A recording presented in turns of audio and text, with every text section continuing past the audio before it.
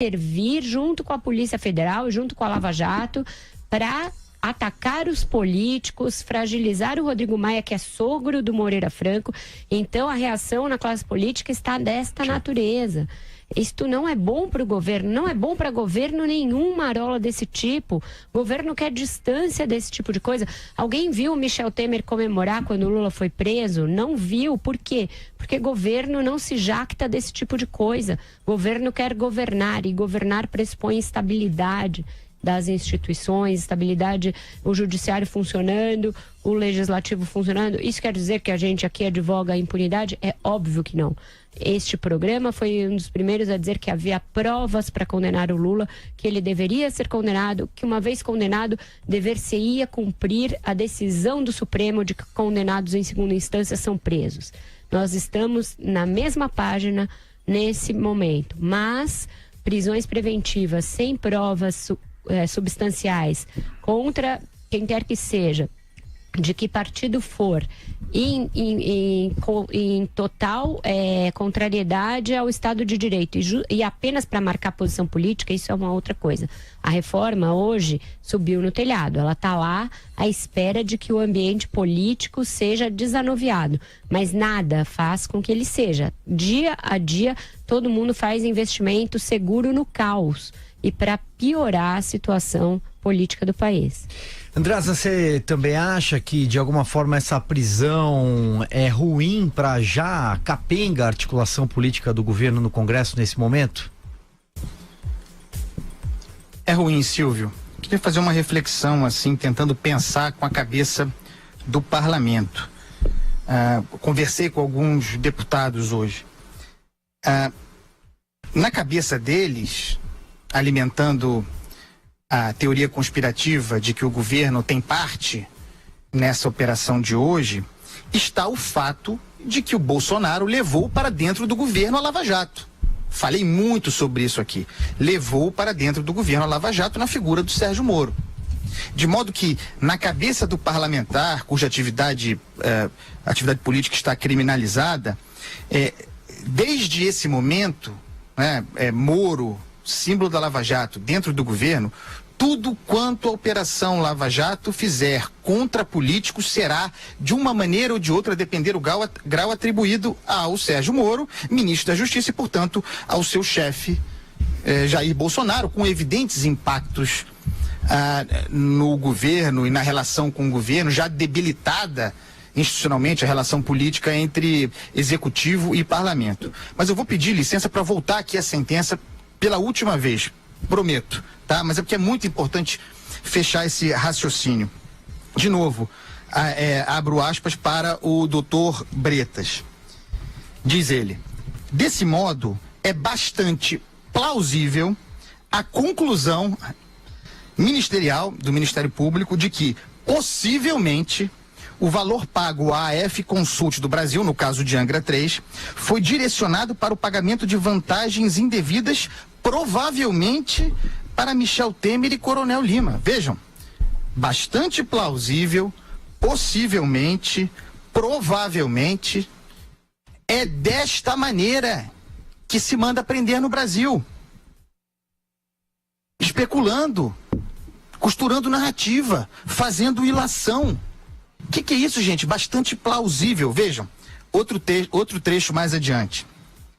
Cabe frisar que, apesar do Parquet, Ministério Público, destacar a atuação de Othon, presidente da Eletrobras, da Eletronuclear, na contratação da AF Consult, entendo que o investigado já foi denunciado, Othon, e condenado, incitos autos, por condutas que parecem ser as mesmas ora relatadas. Desse modo, a fim de se evitar o bis in idem, a repetição do pagamento da pena, e diante de dúvida considerável em relação à existência e gravidade de fatos novos, entendo que não se justifica impor tal medida de segregação de prisão preventiva para Othon e sua filha Ana Cristina. Vejam o que está dito aqui. Como o Othon já foi condenado, talvez pelas mesmas condutas, fica ele e a filha poupados de segregação, da medida de segregação, diante de dúvida considerável em relação à existência e gravidade dos fatos novos. Ou seja, o condenado, o Othon, fica poupado em função dessa dúvida ante a matéria. Mas aqueles que são meramente investigados, entre os quais um ex-presidente da República, mesmo diante dessa dúvida, dessa incerteza, desse bastante plausível, desse bando de possivelmente, provavelmente, superficialmente, vai preso preventivamente. É o fim da picada. É o fim da picada. Seguindo, então, quem também se manifestou no Chile, né? Ao desembarcar no Chile para mais uma viagem internacional foi o presidente Jair Bolsonaro. Ele disse, abre aspas, cada um responde por seus atos, mas está claro que a política em nome da governabilidade feita no passado não deu certo, não estava correta, afirmou a jornalistas durante o desembarque. Numa outra declaração, disse que a justiça nasceu para todos, todos são iguais perante a justiça. Quem comenta é o Joel. Pois é, então, veja só, a justiça nasceu para todos, né? Concordo, assim, 100%, presidente. Agora, a justiça demanda que a pessoa seja presa depois de condenada, né? A gente não tá falando disso, a gente não tá falando de alguém cumprindo pena pelos crimes que talvez tenha cometido. A gente está falando de alguém numa prisão preventiva em que, como a Andreasa bem expôs aí, os motivos para justificar esta prisão, assim, são muito tênues, se não totalmente ficcionais. Portanto, bastante grave isso. Agora, eu acho interessante, porque o Bolsonaro vem falar que a prisão do Temer agora é consequência do que ele teria feito, das negociatas dele em nome da governabilidade, né? E é justamente isso que está em jogo agora, né? A governabilidade deste governo que está aqui.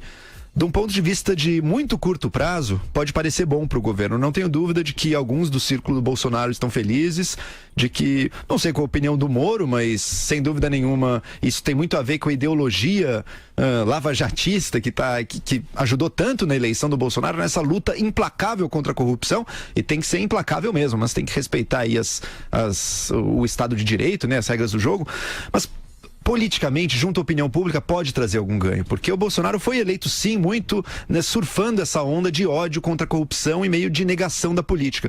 Não que o Bolsonaro seja ele próprio ético, olimpo, nem nada disso, mas ele é percebido como tal por muita gente, por isso ele surfa um pouco uma popularidade que isso traz. Agora, para o sucesso do governo dele, que é muito mais só do que a popularidade aqui no curto prazo, que a gente viu ontem que não tá boa também, né? Mas que é muito mais do que essa popularidade de curto prazo, o sucesso do governo dele, ou seja, que as medidas e reformas do governo dele passem e se concretizem, isso é ruim. Isso é ruim porque tá piorando a relação dele com o Congresso, porque tá cada vez mais hostil a ele. Se antes era uma relação de estranhamento, porque o governo tem se negado a conversar com os parlamentares, a negociar de verdade, agora tá se tornando uma relação verdadeiramente hostil. Porque tem uma percepção de que parte do governo esses atos aí que estão botando em risco aí, muitos parlamentares estão temendo pela sua integridade, pelos seus direitos, mesmo pro pacote do Moro, né? Isso é ruim. Se a gente quer o combate à corrupção, a gente quer o pacote do Moro também, por exemplo. A gente quer muitas das medidas lá. Eu sou crítico a algumas delas, mas tem outras ali que fazem todo sentido. Agora, mesmo para aprovação do pacote do Moro, um fato como esse não ajuda em nada, né? Pelo contrário, atrapalha muito. Imagina ter Rodrigo Maia como um inimigo do pacote. Isso vai ser um problemão e o mar revolto não ajuda a concretizar os passos verdadeiros que o governo poderia estar dando, seja na economia, da reforma da Previdência, seja o pacote do Moro, seja qualquer coisa na qual ele dependa aí da relação com o Congresso. Pois é, e nessa questão do pacote do Moro já houve uma rusga bem feia entre o Rodrigo Maia e o ministro. Rodrigo Maia disse que, como funcionário do Bolsonaro, Moro deve se reportar a ele e não fazer cobranças a ele próprio, presidente da Câmara, nem aos deputados, e acusou o ministro de fazer um copia e cola do projeto do Alexandre de Moraes a respeito dos crimes. E falou que ele se omite naquilo que deveria ser uma das suas prioridades, o combate ao crime organizado, a questão das fronteiras. Ele criou um grupo de trabalho para tratar do projeto anticrimes e designou Marcelo Freixo e o PT para integrarem. Isso não é por acaso, nada disso é por acaso. Vamos dizer que haja e que já está em urdidura, já está sendo urdido, um pacto entre o Supremo Tribunal Federal e o Legislativo para dar um freio na Lava Jato, para dar um freio no que eles consideram exorbitação de prerrogativas da Lava Jato. Aí vai ficar o governo de um lado, lavatizado, o judiciário e o legislativo de outro. Isso interessa a algum governo, esse tipo de queda de braço institucional com outros poderes? Não, não interessa. não interessa, inclusive, aos interesses do Sérgio Moro, que hoje, de fato, é um funcionário do Jair Bolsonaro e que, para ter o seu projeto aprovado, depende do Congresso. Não é mais um juiz que dá a sua sentença e ela é cumprida. Pede-se um cúmplice ali, desde que ela não seja derrubada em instâncias superiores. No Executivo, quando você é um ministro, as suas decisões para serem efetivas dependem do Legislativo. E se ele continuar agindo como um juiz, sendo um ministro, ele vai colher essa hostilidade por parte do Congresso. O Congresso vê o Moro hoje como um inimigo encastelado no Ministério da Justiça. Então, as coisas, quando caminham nessa base, em que se vê inimigos por todo lado, em que cada uma das instituições estica a corda das suas prerrogativas para atingir outra, isso é meio caminho andado para as coisas darem errado. E a consequência primeira é sempre sobre a economia. Quem vai investir num país que tem 2 ex-presidentes presos? E esse tipo de insegurança jurídica instalada? Não sei.